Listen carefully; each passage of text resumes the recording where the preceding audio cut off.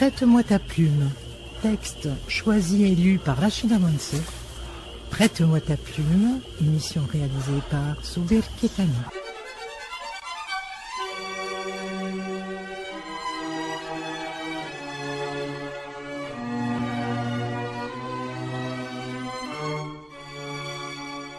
Prête-moi ta plume.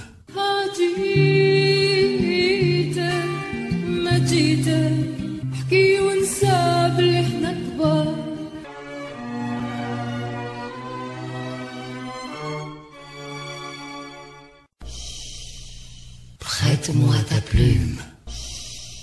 Amis auditrices, amis auditeurs, bonsoir. Merci de nous accompagner dans cette lecture de texte de nuit. Et on va continuer avec le deuxième tome de Rabah Ben Amri, le deuxième volume de contes populaires qui s'appelle La Rose Rouge. Et c'est par ce conte que nous allons commencer notre soirée. Rachida Mansour, prête-moi ta plume. يا شادلي يا بالحسن يا شادلي يا بالحسن يا شادلي يا بابا علي حملي كادني يا بالحسن يا شادلي يا بالحسن يا شادلي يا بالحسن يا شادلي يا بابا علي حملي كادني يا بالحسن مانيش راضي تلفولي فرخ جوادي يا سيدي على سيدي ماضي وانا حملي كادني يا بالحسن مانيش راضي تلفولي فرخ جوادي يا سيدي على سيدي ماضي وانا حملي كادني يا بالحسن يا شادلي يا بالحسن يا شادلي يا بالحسن يا شادلي يا بابا علي حملي كادني يا بالحسن يا شادلي يا بالحسن يا شادلي يا بالحسن يا شادلي يا بابا علي حملي كادني يا بالحسن كلامه في دقة أهل محبة وأهل الرقة يا سيدي أحمد يا سقا وأنا حملي كادني يا بالحسن كلامه في دقة أهل محبة وأهل الرقة يا سيدي أحمد يا سقا وأنا حملي كادني يا بالحسن يا شادلي يا بالحسن يا شادلي يا بالحسن يا شادلي يا بابا علي حملي كادني يا بالحسن يا شادلي يا بالحسن يا شادلي يا بالحسن يا شادلي يا بابا علي حملي كادني يا بالحسن واهل الخير اهل محبه والتدبير يا سيدي سيدي البشير وانا حملي كادني يا بالحسن واهل الخير اهل محبه والتدبير يا سيدي سيدي البشير وانا حملي كادني يا بالحسن يا شادلي يا بالحسن يا شادلي يا بالحسن يا شادلي يا بابا علي حملي كادني يا بالحسن يا شادلي يا بالحسن يا شادلي يا بالحسن يا شادلي يا بابا علي حملي كادني يا بالحسن دهم وكادة ويجي وولاد العادة يا سيدي رجال حمادة وانا حملي كادني يا بالحسن دهم وكادة ويجي وولاد العادة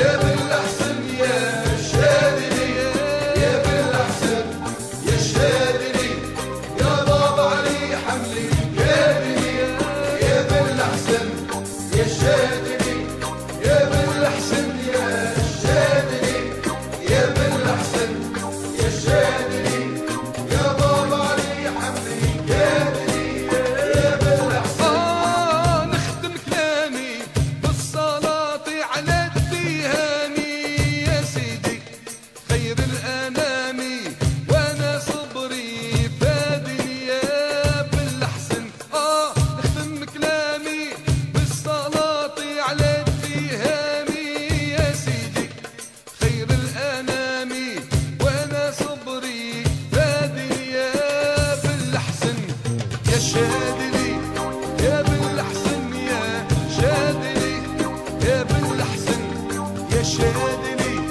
يا بابا علي حملي كادلي يا شادلي يا بالأحسن يا شادلي يا بالأحسن يا شادلي يا بابا علي حملي كادلي يا بالأحسن يا شادلي يا بالأحسن يا شادلي يا بالأحسن يا شادلي يا بابا علي حملي كادلي يا بالأحسن. La Rose Rouge est l'histoire d'un homme et de ses 7 filles. Il y avait un homme, père de 7 filles, qu'il aimait d'une égale tendresse. Comme il était d'une grande piété, il décida un jour d'entreprendre le pèlerinage de la Mecque. Aussi, avant de se mettre en route, il tailla 7 rameaux de rosier qu'il distribua à ses filles en leur tenant ce langage. Mes filles bien-aimées, je me rends à la Mecque pour purifier mon âme. Mon absence sera longue, et peut-être ne penserez-vous plus à moi une fois que vous serez seuls. Prenez ces rameaux de rosier. Après mon départ, chacune de vous devra planter le sien sous sa fenêtre. Celle qui m'aime réellement le verra rapidement fleurir. Celle qui ne m'aime pas, quel que soit qu'elle prenne, le verra se dessécher et mourir.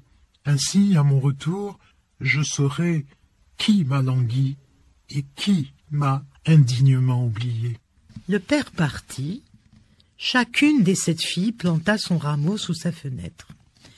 Or, à l'exception de celui de la Benjamine, la plus jeune, qui ne tarda pas à bourgeonner et à donner une magnifique rose rouge, tous les autres se desséchèrent et devinrent aussi noirs que du bois calciné, ce qui sema le désarroi parmi leurs propriétaires. Notre père, à son retour, saura que nous ne l'aimons pas autant que notre sœur, dirent les 6 filles au comble de l'inquiétude. Il nous tuera ou nous chassera, tandis que notre sœur aura toute son estime. Que devrions-nous faire pour qu'il ne sache rien de nos sentiments? Alors, l'aînée, qu'une jalousie tenace animait à l'égard de la Benjamine, exprima son avis en ces termes. Tuons notre sœur et détruisons sa rose. Nous pourrons ainsi mentir à notre père. Elle ne sera pas là pour nous contredire. Toutes approuvèrent avec enthousiasme ce projet, hormis celle qui venait dans l'échelle des âges, juste avant la Benjamine. Elle essaya tous les arguments pour faire entendre raison à ses sœurs, mais ne put malheureusement triompher de leur détermination. Dans la nuit, la Benjamine fut égorgée et sa rose rouge piétinée. Elle pleura longtemps sa sœur, puis se rendit sur sa tombe en cachette et la déterra pour la délester de sa peau. En veillant toujours à ne pas être vue par ses sœurs, elle fit sécher la peau au soleil avant de l'enrouler soigneusement dans un foulard de soie qu'elle enferma à clé dans son coffre personnel. Au bout d'un certain temps, le père rentra de voyage. étonné de ne voir ni sa dernière née, ni de rose éclose, il s'enquit au sujet de ces deux absences. « Père, notre sœur est sous terre, » répondit l'aîné. « C'est la jalousie qui l'a emportée, car son rameau de rosier n'a pas pris à l'instar des nôtres qui ont donné de belles roses rouges que vous auriez pu admirer de vos yeux si notre sœur de rage ne les avait détruites un soir à notre insu. » Convaincu d'entendre la vérité, le père dit « Je ne verserai pas une seule larme sur la tombe de l'ingrate. Si la mort ne l'avait pas emportée, je l'aurais chassée de ma maison. » Quelques jours plus tard, Bousadia se présenta devant la maison avec son tambourin. Il chanta, dansa et fit résonner son tambourin avec une telle ardeur qu'il finit par le crever. Cet incident le plongea dans une profonde consternation. Il leva les yeux au ciel et s'écria d'une voix implorante. « Ah, Seigneur, comment vais-je faire à présent pour gagner le pain de mes enfants? Sans tambourin, je ne sais rien faire. Où trouver une peau de rechange? » « Pourquoi te désoler de la sorte, Bousadia, dit la sixième fille. « Je garde dans mon coffre une peau magnifique. Je te l'apporte tout de suite pour que tu puisses refaire ton instrument et nous divertir davantage. » La fille apporta la peau et Bousadia reconstitua son tambourin. Heureux de s'être tiré d'embarras, il se remit aussitôt à chanter et à danser. Le son du tambourin était d'une pureté et d'une beauté jamais atteinte de mémoire de Bousadia. Le joueur en exultait et les spectatrices en étaient émerveillées. « Bousadia, voudrais-tu bien nous prêter un instant ton merveilleux tambourin ?» demandèrent les 6 filles. Avec courtoisie, Bousadia proposa le tambourin à l'aînée.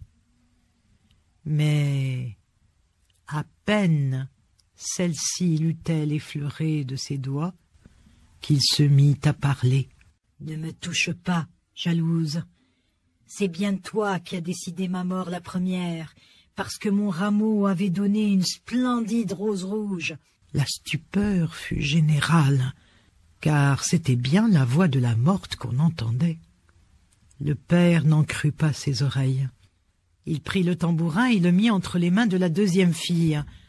De nouveau, on entendit la voix de la disparue. « Ne me touche pas, traîtresse, car c'est toi qui m'as égorgé dans mon sommeil. » Le père donna le tambourin à la troisième fille, et la voix dit encore « Ne me touche pas, hypocrite, car c'est toi qui as affûté le couteau qui m'a égorgé. » Le père donna le tambourin à la quatrième fille, et la voix dit « Ne me touche pas, fielleuse, car c'est toi qui as piétiné ma rose. » Le père donna le tambourin à la cinquième fille, et la voix reprit « Ne me touche pas, cœur de pierre, car tu riais pendant qu'on m'égorgeait. » Mais quand le tambourin fut mis entre les mains de la sixième fille, la voix devint d'une douceur infinie. « Caresse-moi, ma sœur, de tes doigts de soie, et je rendrai pour toi les sons les plus mélodieux qu'on ait jamais entendus sur terre. Car toi, tu m'as défendu et pleuré comme une sœur aimante. » Alors, le père, réalisant enfin avec clarté ce qui s'était passé en son absence, dit « Toi qui as défendu ta sœur, je ne te ferai point de mal, même si ton rameau n'a pas bourgeonné. Mais vous autres, comme vous avez tué la seule d'entre vous qui m'aimait, je vais vous tuer. » Il enferma les 5 perfides dans une pièce et les égorgea par la nuque. « Prête-moi ta plume. » « Prête-moi ta plume. »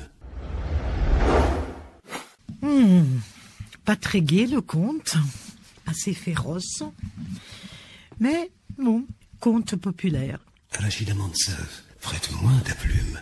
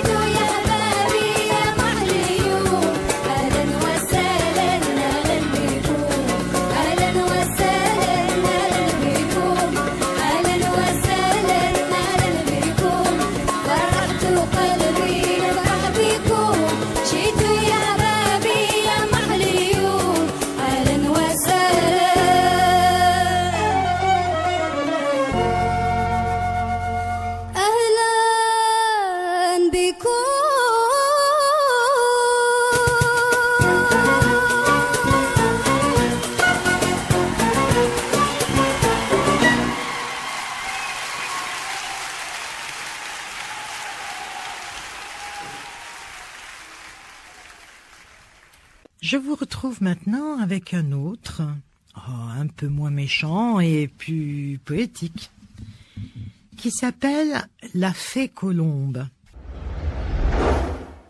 Prête-moi ta plume.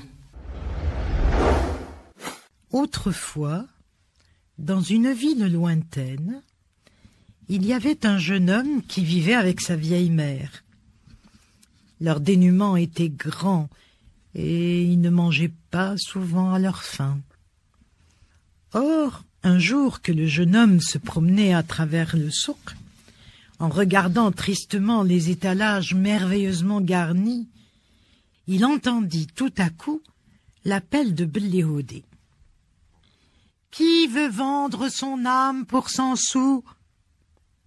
Le jeune homme pensa à toutes les bonnes choses qu'il pourrait acheter avec 100 sous et, sans hésiter, proposa son âme à Belléhodé. Ce dernier lui compta les 100 sous et l'autorisa à aller faire ses adieux à sa mère avant de prendre définitivement possession de sa personne. Avec cet argent, le garçon s'empressa d'acheter du pain, de la viande, des légumes, des fruits et bien d'autres choses appétissantes qu'il porta à sa mère. Devant cette manne inattendue, la pauvre femme exprima son étonnement et son inquiétude. « Où donc as-tu pris l'argent pour payer ces richesses, fils ?»« Je l'ai trouvé sur mon chemin, mère. Et ces biens sont à nous. Mangeons, sans nous faire du souci. Nous avons très faim. » La mère prépara le dîner. Ils mangèrent de bon appétit. Puis, le jeune homme, sous prétexte d'aller se promener un peu, sortit et ne revint pas. Son maître l'attendait avec impatience. « Suis-moi » lui ordonna-t-il. « Nous allons cueillir des plantes rares au sommet de la montagne. » Ils se mirent en route. Quand ils atteignirent la montagne après plusieurs jours de marche, la nuit commençait à tomber. Belléhodé indiqua au jeune homme une falaise fort escarpée et lui dit « Je vois des plantes au sommet de cette falaise. Va me les chercher. » Il escalada avec peine la falaise, mais lorsqu'il fut au sommet, il se retourna et n'aperçut plus son maître. Il l'appela longtemps, en le suppliant de ne pas l'abandonner, mais aucune réponse ne lui parvint. Alors, il comprit avec effarement que Belléhodé, qui n'était qu'un païen sans scrupules, ne l'avait acheté et conduit jusqu'ici que pour le perdre. Il pleura sur le sort injuste qui lui était fait, puis commença à errer dans la montagne, ne sachant ni où il se trouvait, ni où il allait. Il erra ainsi jusqu'au matin, puis marcha encore des jours et des nuits, sans savoir où ses pas le menaient. Or, un soir, à sa grande stupéfaction, il se retrouva tout à coup devant un palais somptueux, isolé sur une colline. Il était à se demander si le palais appartenait à des djinns ou à des êtres humains, lorsque 3 ravissantes jeunes filles apparurent sur le perron et vinrent à sa rencontre en souriant de félicité. « Sois le bienvenu parmi nous, frère, lui dirent-elles. Nous n'avons pas de voisins, nous nous ennuyons toutes seules. C'est le bon Dieu qui t'envoie pour nous tenir compagnie. Reste avec nous et nous te choirons. Ne crains rien. Nous sommes de bonnes fées. Nous croyons en Allah et en son prophète. » Le jeune homme accepta avec joie l'hospitalité qu'on lui offrait. Il vécut donc avec les 3 fées, entouré de tendresse, aimé et servi comme un frère.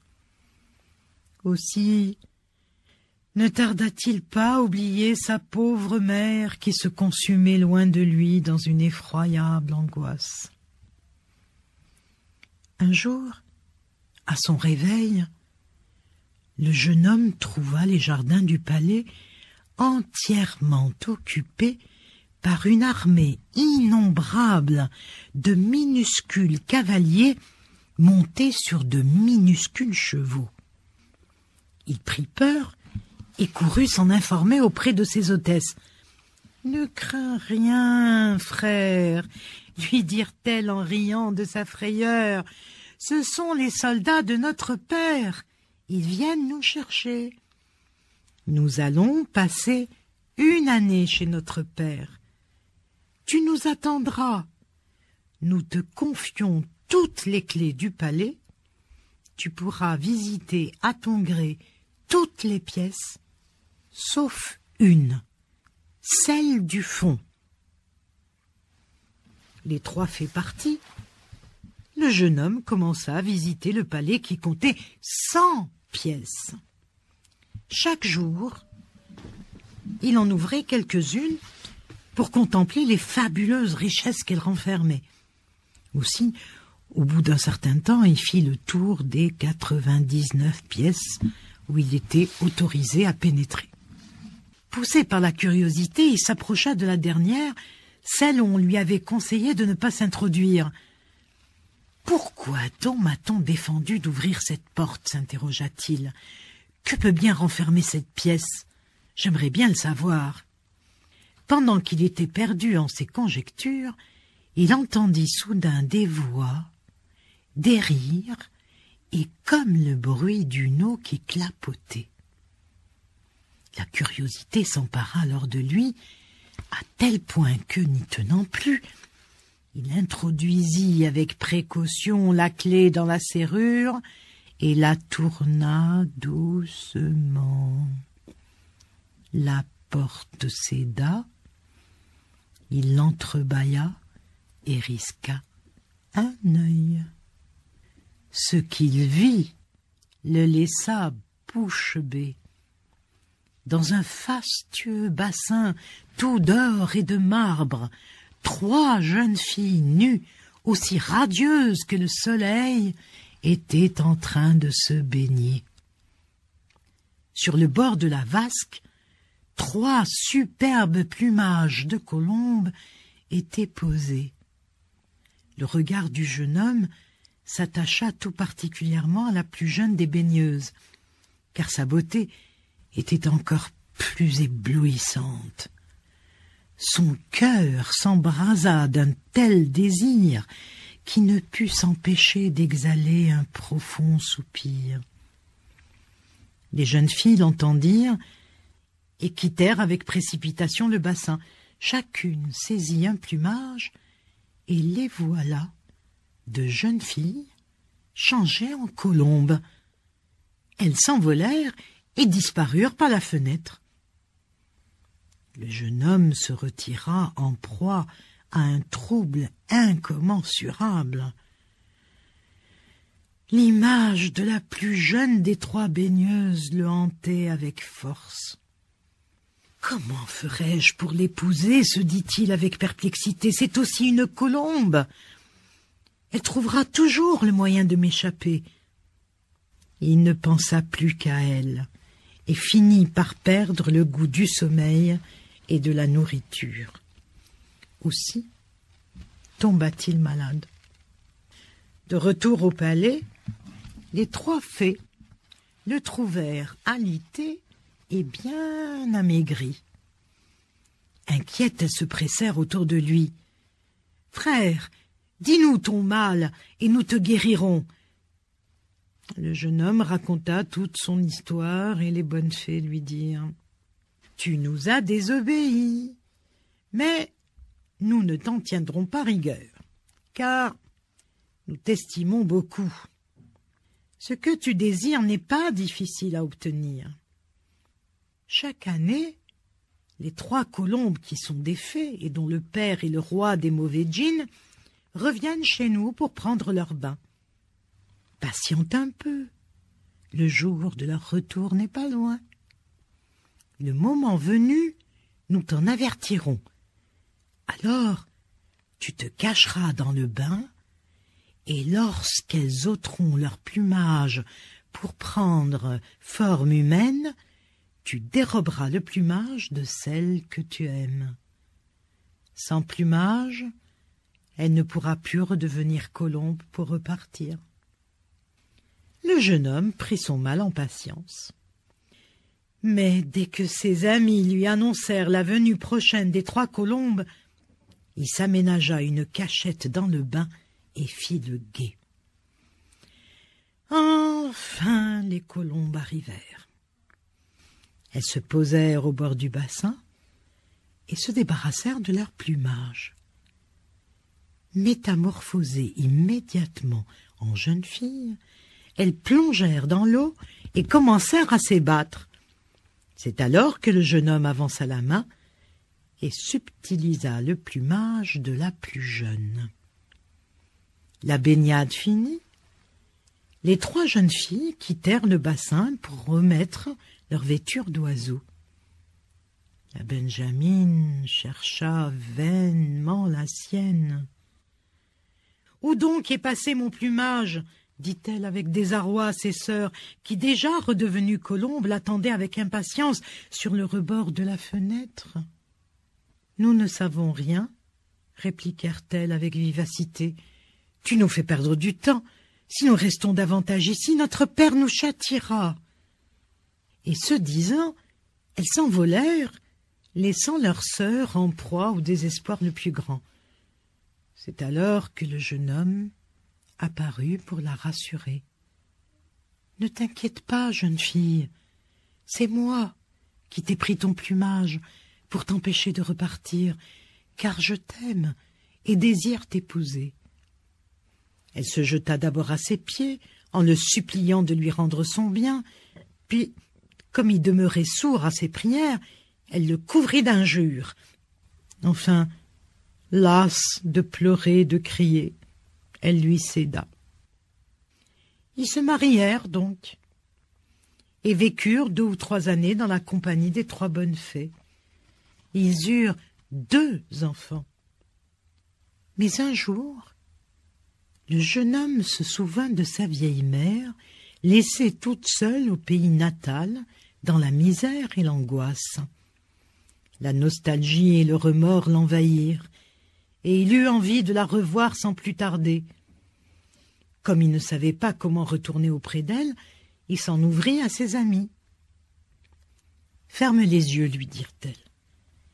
Quand tu les rouvriras, tu te trouveras devant ta mère avec ta femme, tes enfants et 7 mules chargées d'or. » Le jeune homme embrassa ses bienfaitrices et ferma les yeux. Quand il les ouvrit, l'instant d'après, il était devant sa mère, avec sa femme, ses enfants et 7 mules chargées d'or. Le jeune homme eut du mal à reconnaître sa mère, car le chagrin l'avait vieilli davantage. Assise au bord d'une tombe vide, elle pleurait. « Bonne mère, qui te fait ainsi pleurer, et pourquoi cette tombe vide ?» s'enquit-il, sans se faire connaître. « Je pleure, mon fils, et cette tombe est la sienne. Elle est vide, car mon fils est mort en pays étranger loin de moi. Si la mort ne me l'avait pris, il aurait eu exactement ton âge, jeune homme au cœur bon. Mère, sèche tes larmes et comble cette tombe, car ton fils n'est pas mort. Le voilà qui te revient. » Et le jeune homme se jeta dans les bras de sa mère en pleurant de bonheur. Comme il était immensément riche, le jeune homme fit élever un magnifique palais où il installa toute sa famille. Puis un jour, prenant sa mère à part, il lui confia. « Mère,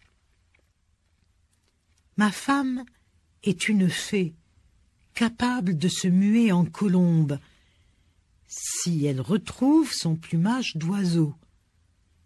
Ce plumage, je le garde jalousement sur moi, mais aujourd'hui que je t'ai retrouvé, j'aimerais bien que tu en prennes soin toi-même.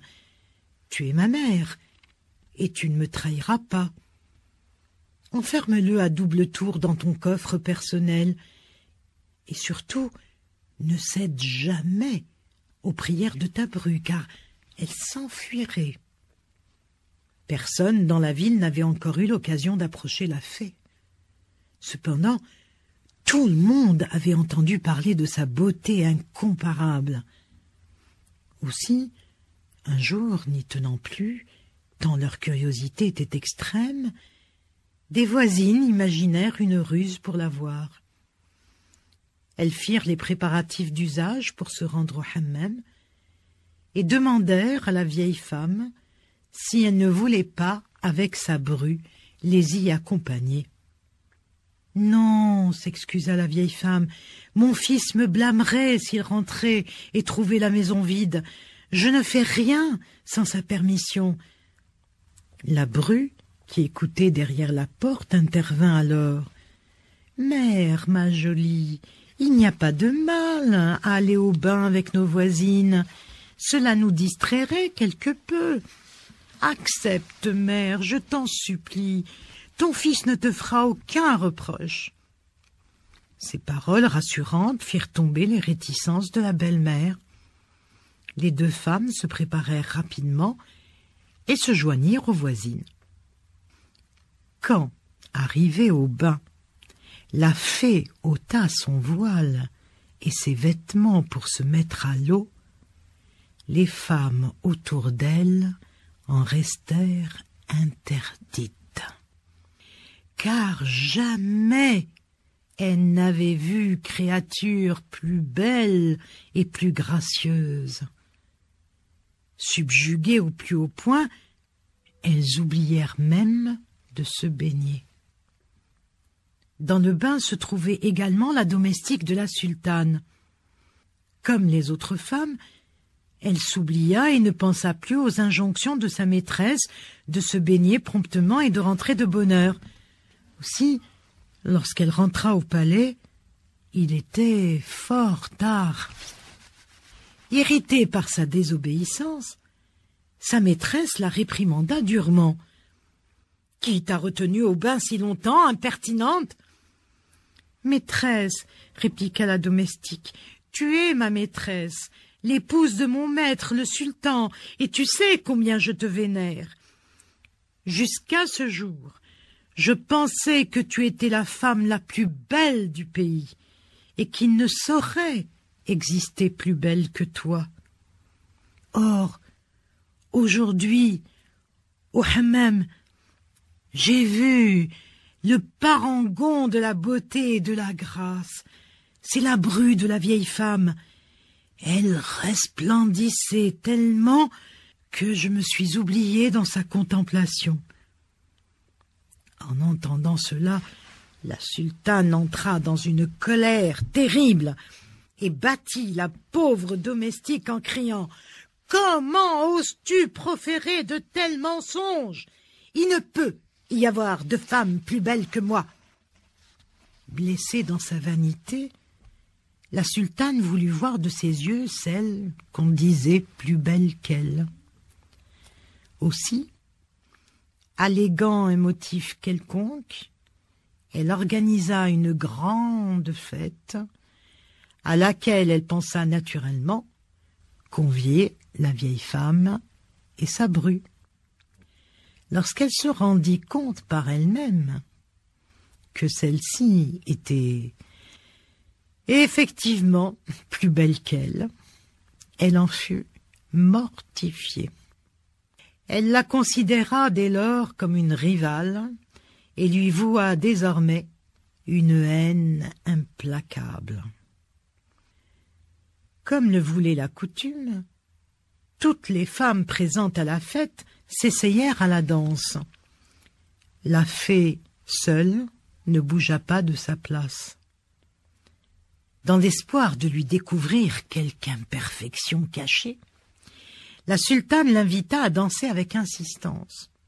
« Ce n'est pas que danser me répugne, répondit la fée. Je ne pourrai danser que si je revais mon plumage d'oiseau, car je suis une fée colombe. »« Qui t'empêche donc de revêtir ton plumage ?» interrogea la sultane. « C'est ma belle-mère. Elle le garde dans son coffre personnel et ne voudra à aucun prix l'en sortir. » La sultane ordonna à la vieille femme d'aller tout de suite chercher le plumage. Cette dernière s'y refusa, disant que son fils l'en blâmerait.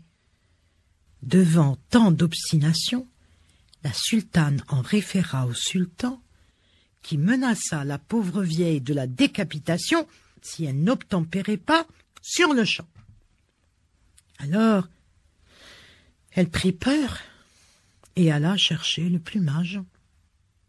La fée vêtit son plumage et se transforma aussitôt en colombe. Elle voleta un instant dans la pièce, puis s'empara de ses enfants, qu'elle serra sous ses ailes, et s'échappa par la fenêtre en lançant « Qui m'aime me suive au pays de mon père et de mes ancêtres !» Effondrée de désespoir, la vieille femme retourna chez elle en pleurant.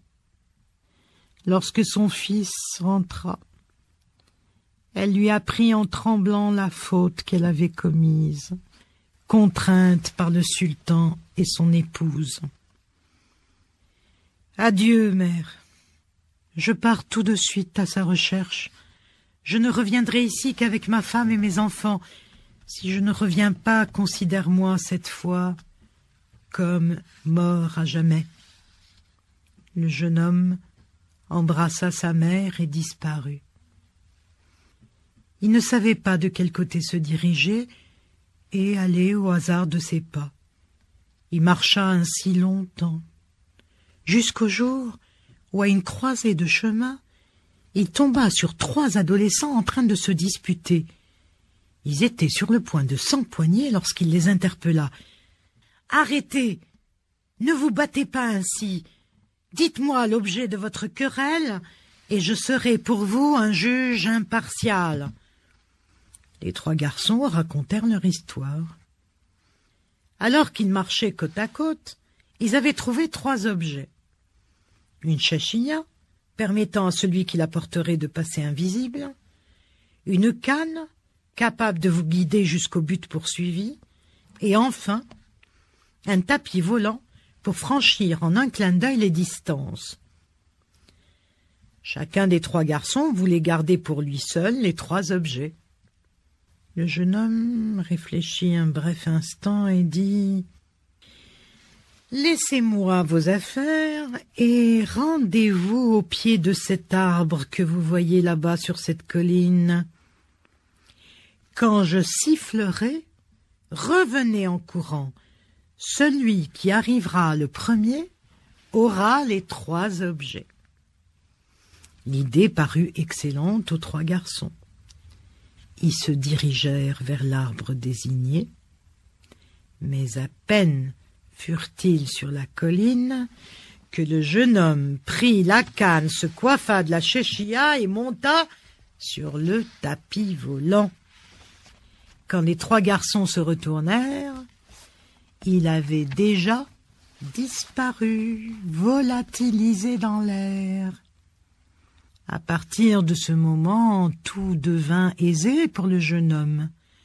Le tapis volant le portait, la chéchia le rendait invisible aux forces ennemies, et la canne lui montrait le chemin à suivre pour atteindre sa femme et ses enfants. Il arriva bientôt au royaume de son beau-père, le roi des djinns. Sa femme et ses enfants se trouvaient attachés au sommet d'un grand arbre.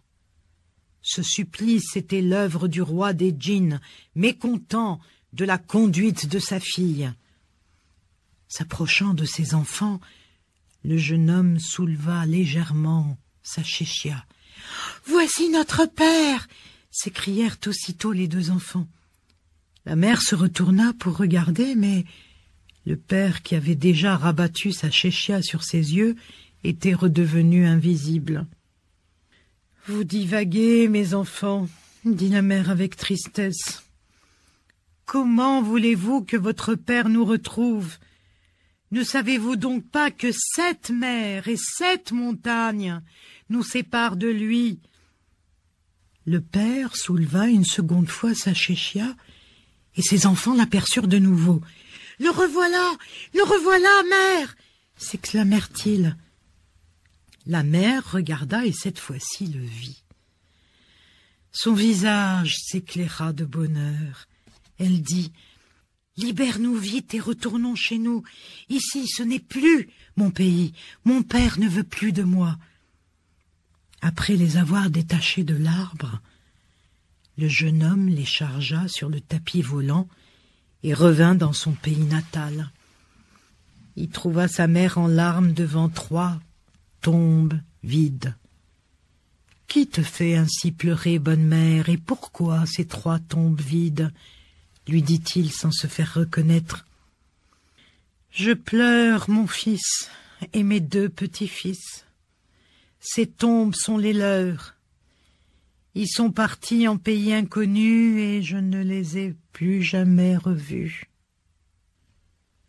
Sèche tes larmes, mère. Ton fils, tes petits-fils et ta belle-fille sont de retour. Comble ces tombes et sois heureuse. Le jeune homme se fit reconnaître et sa mère l'enlaça en versant des larmes de bonheur. L'existence de la petite famille reprit, calme et douce, et la radieuse fée Colombe ne songea jamais plus à revêtir son plumage. Voilà, chers amis, pour cette nuit. Faites de beaux rêves et à demain. Au revoir. Prête-moi ta plume.